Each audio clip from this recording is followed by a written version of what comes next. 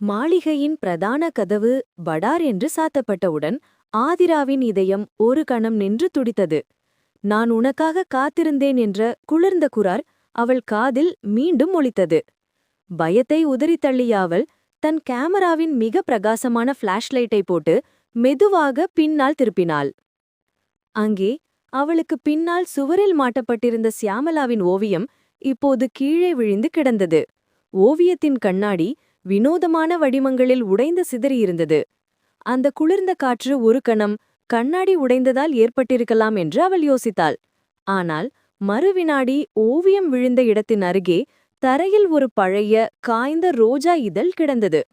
மாளிகையின் ரகசியம் இந்த ரோஜாவில்தான் இருக்கிறதா? ஆதிரா அதை அவசரமாக படமெடுத்து தன் சட்டை பைக்குள் பத்திரப்படுத்தினாள்.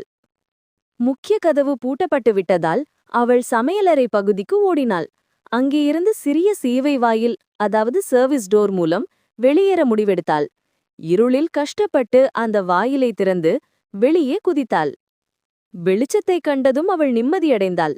வெளியே வந்து மாளிகையை பார்க்க திரும்பிய போது சியாமளாவின் ஓவியம் வைக்கப்பட்டிருந்த ஜன்னல் வழியே ஒரு கருமையான நிழல் மெதுவாக நகர்வது போல் தெரிந்தது. அவள் சட்டை பையில் இருந்த காய்ந்த ரோஜா இதழ் திடீரென குளிர்ச்சியடைந்து ஒரு மெல்லிய பழங்கால நறுமணத்தை வீசியது. ஆதிரா அதிர்ச்சியில் உறைந்து போனாள்.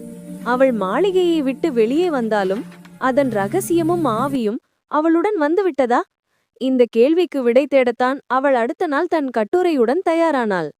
இந்த ரோஜா இதழின் ரகசியம் என்னவாக இருக்கும் என்று நினைக்கிறீர்கள்? அடுத்த பகுதியில் பார்ப்போம்.